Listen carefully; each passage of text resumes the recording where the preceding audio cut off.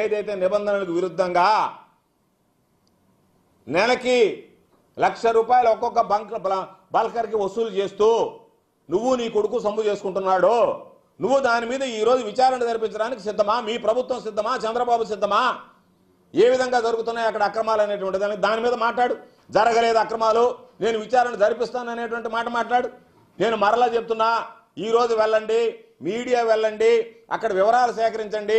AP Genco దగ్గర నుంచి బల్కర్లు దొంగతనంగా నువ్వు ఒక మనిషిని పెట్టి నెలకు ₹1,00,000 వసూలు చేసి ఒక్కొక్క బల్కర్కి 20 బల్కర్లు రవాణా చేస్తున్నాయా లేదా? నెలకి ₹20 లక్షల నువ్వు కొట్టేస్తున్నావా లేదా? దాని మీద నేను అడిగామన్నా. దాని మీద సమాధానం చెప్పమంటే నన్ను తిట్టడం కాదు. నువ్వు అధికారంలో ఉన్నావు, నువ్వు దానికి సమాధానం చెప్పు. లేఅవుట్ యజమానుల దగ్గర బెదిరించి నువ్వు డబ్బులు వసూలు చేస్తున్నావు, ₹1,00,000 వసూలు చేశావు. వసూలు చేసినటువంటి డబ్బుతో నువ్వు ఇప్పుడు నెల్లూరులో ఉన్నటువంటి ఇల్లు కొనుగోలు చేశావు. అవునా కాదా? నేను వసూలు చేయలేదంటే నువ్వు ప్రమాణం చేయమని చెప్పా.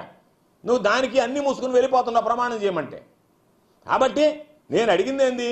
అయ్యా, నువ్వు ఈ పనులు చేయబాక సర్వేపల్లి నియోజకవర్గాన్ని అభివృద్ధిలో అగ్రగామని నిలబెట్టుగానే అవినీతిలో అగ్రగామలో నిలబెడుతున్నావే నువ్వు ఈ గలీజు పనులు చేసానంటే. ఎందుకంటే గతంలో మా మీద చేశావు. నేను ఈరోజు చెప్తున్నా, నేను నీ మీద చేసినటువంటి వాటిని నిరూపించడానికి సిద్ధంగా ఉన్నా.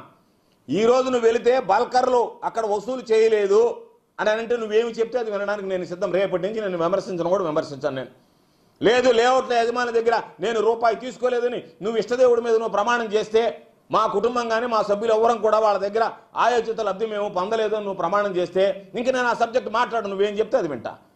నువ్వు ఆ పక్క యమకొట్టుడు కొడతా, దానికి సంబంధించినటువంటి దాంట్లో మాట్లాడితే నీ కడుపు మండితే ఎట్లా? దాని మీద దీని మీద పెట్టి మమ్మల్ని దూషించుకోవాలనుకున్న ఆలోచన చేస్తే ఎట్లా? కాబట్టి నీ అలవాటు, నీ మనస్తత్వం, నీ వ్యక్తిత్వం తమరి కథ కానివ్వండి. ఎందుకంటే ప్రభుత్వం నీది, తెలుగుదేశం పార్టీ దోచుకోవడానికి నీకు లైసెన్స్ ఇచ్చింది, నువ్వు దోచుకోవడం మొదలుపెట్టావు. లేఅవుట్ల గురించి, ఎక్కడ లేఅవుట్ గురించి మాట్లాడుతున్నావు? నీ ఇంటి చుట్టూ ఉండే లేఅవుట్ల గురించి మాట్లాడు. సిగ్గుతో తలదించుకోవాలి, ఎక్కడ సిగ్గు తల పెట్టుకోవాలో తెలియదు నువ్వు.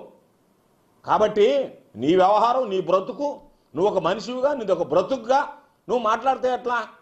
మాట్లాడేటప్పుడు కాస్త ఇది ఉండాలి నీ దగ్గర. నీ బ్రతుకు అసలు ఎప్పుడన్నా సరే ఒక విలువ ఉందా? ఒక విశ్వసనీయత ఉందా? నువ్వు నీతిమంతుడువా? నీ బ్రతుకే అవినీతిమయం. అటువంటి అవినీతి బ్రతికేటువంటి వాడివి నువ్వు ఏదో విషయాల మీద వచ్చినప్పుడు వాటి గురించి మాట్లాడకుండా వ్యక్తిగతంగా మాట్లాడాలనుకుంటే ఏమనుకుంటున్నావు?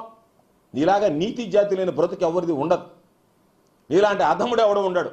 కాబట్టి నువ్వేమన్నా అనుకున్నావేమో నేను గెలిచానని. నీలాగా నీ ఉడత బెదిరింపులుగా మరొకదానికో భయపడం. నువ్వు ఒళ్ళు దగ్గర పెట్టుకుని, నోరు దగ్గర పెట్టుకుని మాట్లాడితే మంచిదని హెచ్చరిస్తున్నాం. కాబట్టి నువ్వేదన్నా మా ప్రభుత్వం, నేను ఎమ్మెల్యే అని అనుకుంటున్నావు. నువ్వు ఎమ్మెల్యే అయినా, ప్రభుత్వం నీదైనా, నువ్వు మంత్రి అయినా, ఒకవేళ నువ్వు ముఖ్యమంత్రి స్థాయికి ఎదిగిన, ఎందుకంటే ఇప్పుడు అందరిని తిడుతున్నారని నాకు మంత్రి లేదని చెప్పి ఉదయం పూట రాత్రి పూట పాపం మందు కొట్టినప్పుడు చంద్రబాబుని, ఉదయం పూట మందు దిగినప్పుడు లోకేష్ని తిడుతున్నావంట.